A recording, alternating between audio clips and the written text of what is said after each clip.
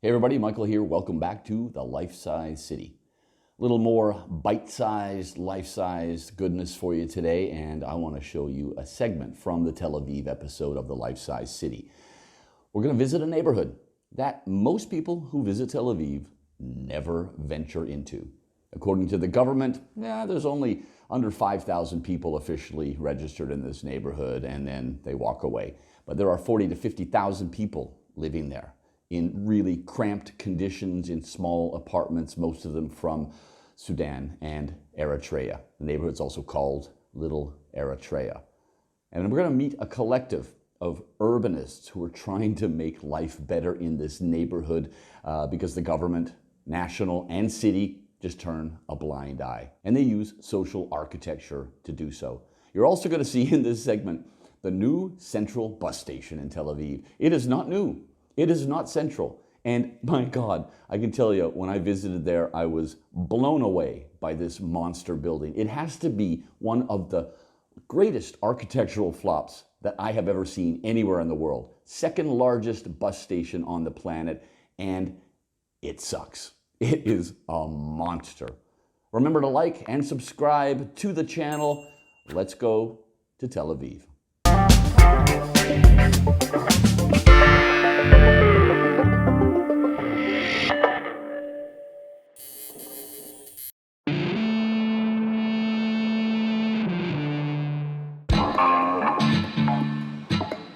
I set off for the neighborhood of Neve Sha'anan, far from the beaches and the glass towers.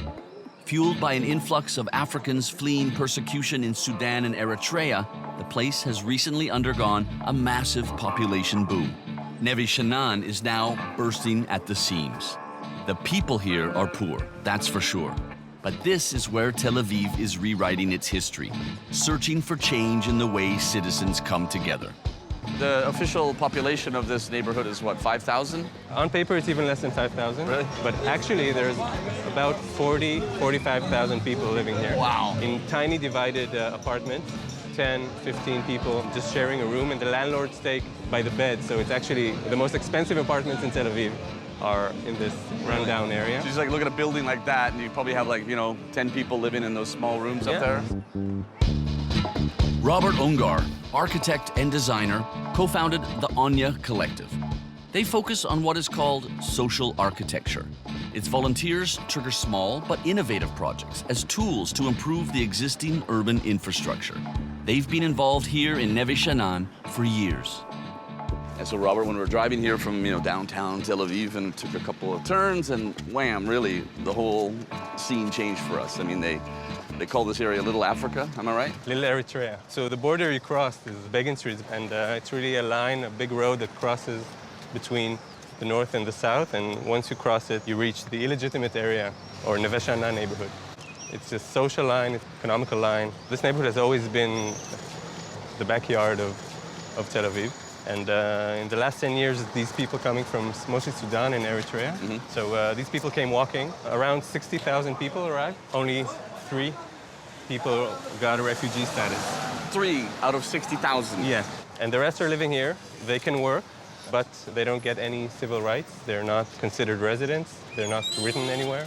So they're called officially by government papers the Infiltrators because they infiltrated the border illegally. Oh, that's not a nice word. And no. Oh, man. And that's the official name. It's considered one of the most dangerous neighborhoods in Israel. Okay. People actually don't come close to here. Women don't walk alone at night. But basically, it's mostly a lot of fear from the other. Does the city here want to have a solution to this problem, and the state is stopping that, or are they all just putting their heads in the sand? So let's put some order in this. The state basically is ignoring and doesn't look into these situations. And the city is not really doing anything clear. The mayor always says, it's not my problem, it's the state's problem. Under the radar, he does have some initiatives to help. It's unfortunately very little what the needs are. Because it's less than 5,000, there is no health clinic, there is no community center, there is no place for the elders. It's very, very dense, and the infrastructure obviously can take it. In other places in Tel Aviv, you won't see huge amounts of garbage, rats, cockroaches, gas balloons on windows. It's even dangerous. There is no safety regulation. They just do basically what they want. Freestyle. Yeah.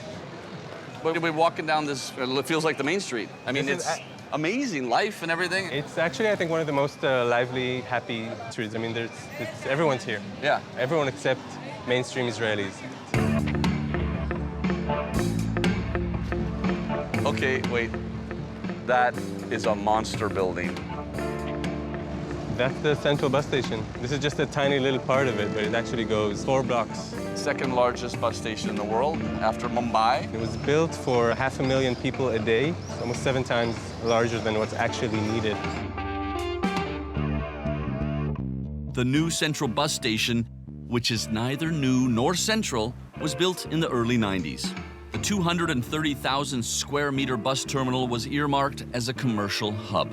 But bad design and bad planning have left the station in an empty, run-down state.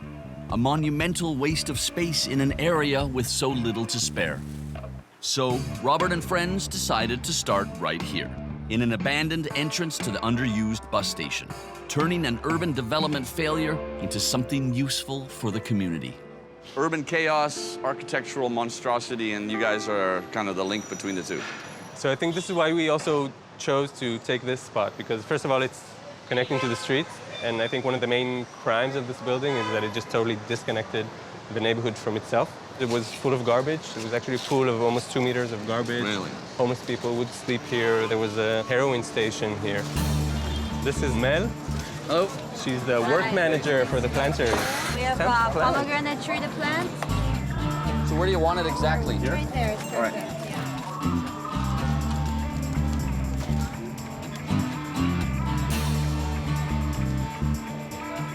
For the Dream Boys, a hip-hop band from Sudan now trying to make Tel Aviv their home, the station is on its way to becoming a creative space, used for rehearsing and recording music. Hey, I'm Michael. Hey, how are you? Good. Hey. Great to see you.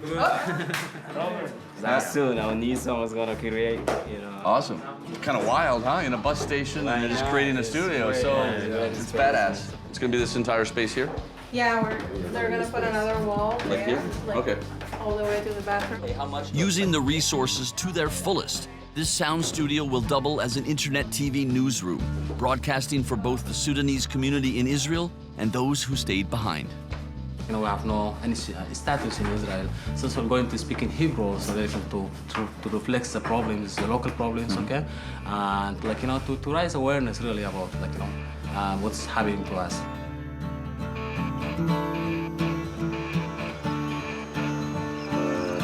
Projects like this are incredibly important in cities all over the world. 40,000 lives insist on being lived here.